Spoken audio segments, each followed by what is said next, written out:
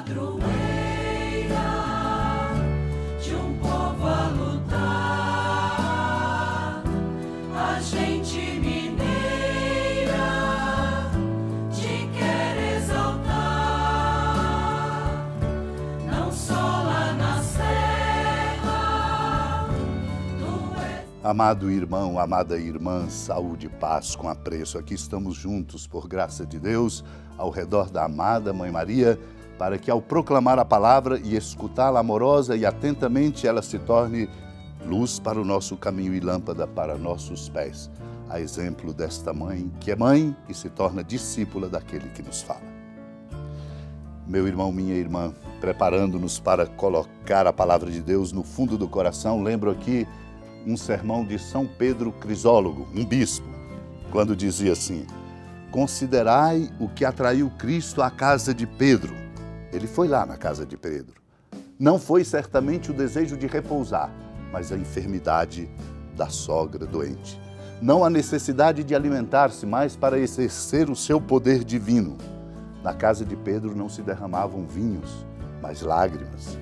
Por isso Cristo ali entrou, não para banquetear-se, mas para restituir a vida. Meu irmão, minha irmã, Deus procura homens e não o que é humano. Deseja dar os bens do céu e não alcançar os da terra, pois Cristo veio para nos restaurar, não para pedir o que é nosso. Entrando na casa de Pedro, Jesus viu a sogra dele acamada com febre. Cristo, tendo entrado na casa de Pedro, percebeu logo para que viera. Não olhou o aspecto da casa, nem a multidão que acorria, nem as honras daqueles que o saudavam, nem a reunião da família. Não prestou atenção ao aparato dos preparativos, mas aos gemidos da enferma e ao ardor da febre. Percebeu o perigo da que já estava desenganada e imediatamente estendeu a mão para a ação divina. Cristo ainda não tivera tempo de debruçar-se sobre a humanidade da mulher, quando a enferma se levantou para ir ao encontro da divindade. Tocou-lhe a mão e a febre a deixou. Somos chamados a ver como a febre abandona aquela a quem Cristo segura. Não permanece a enfermidade onde estiver presente o autor da salvação. Não haverá acesso para a morte onde houver entrado aquele que dá vida.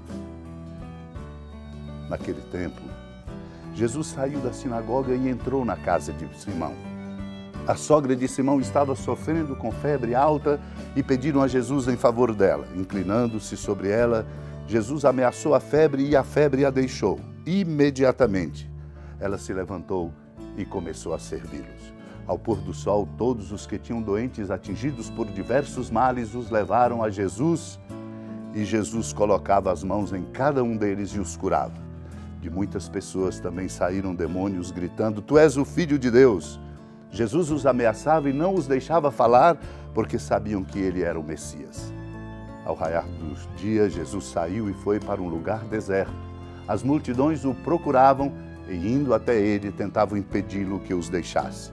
Mas Jesus disse: Eu devo anunciar a boa nova do reino de Deus também a outras cidades, porque para isso é que eu fui enviado. E pregava nas sinagogas da Judeia. Amado irmão, amada irmã, somos também como a sogra de Simão, sofrendo com febres e precisados de que Jesus se incline, como inclinando sobre ela, ameaçou a febre e a febre a deixou. É dele que vem a nossa inteireza. É por isso é que dele temos que nos aproximar. Ela imediatamente se levantou e começou a servi-los. Isso significa dizer, recuperou a sua inteireza física, moral e espiritual e se pôs a servir. Por isso o Senhor atrai. Ao pôr do sol, muitos doentes atingidos por diversos males eram levados a Jesus. Ele colocava as mãos em cada um deles e os curava, porque é dele que vem a força. Muitas pessoas experimentavam o encontro da sua inteireza, enquanto os demônios saíam dizendo: Tu és o Filho de Deus. E Jesus os ameaçava, não os deixava falar, porque sabiam de uma verdade, que nós, para além do demônio, é que devemos saber. Ele é verdadeiramente o Messias. é o Senhor de nossa vida. Por isso aqui lembro do Evangelho de João, quando Orígenes, comentando, diz: por isto não apenas foi cada um de nós junto com Cristo pregado à cruz e crucificado para o mundo, mas também junto com Cristo sepultado. Fomos consepultados com Cristo, diz o apóstolo Paulo na carta aos Romanos. E acrescenta, como quem já recebeu as aras da ressurreição. E é com Ele que ressuscitamos. Dele precisamos como fonte de força para nos dar a inteireza que perdemos, moral, física e espiritual. E é nele que está a nossa força de ressurreição. Vamos pedir, à luz da palavra de Deus, compreendermos esta verdade para sermos sempre de Cristo e de Cristo recebermos a força de que precisamos. Unidos ao coração da amada Mãe Maria, supliquemos esta graça e as graças de que precisamos para caminharmos na força do amor de Deus. Senhora da piedade, Mãe Virgem do Cristo Deus. Lembrai-vos, ó piedosíssima Virgem Maria, que nunca se ouviu dizer que alguém daqueles que, tendo recorrido à vossa proteção, implorado a vossa assistência e reclamado o vosso socorro, tenha sido por vós desamparado.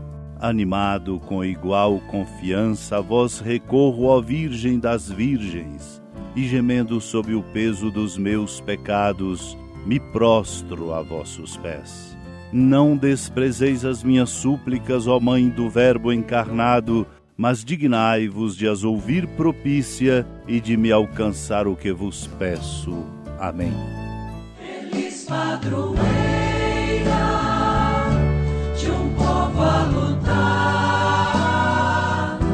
a gente mineira te quer exaltar, não só lá na serra, tu és esplendor de toda esta terra, também és fulgor. Amado irmão, amada irmã, com alegria da ermida da padroeira do estado de Minas Gerais, a Senhora da Piedade, que da sua casa de clemência e bondade nos acompanha e nos abençoa do alto da serra, magnífica arquitetura divina, a bênção de Deus, amor misericordioso.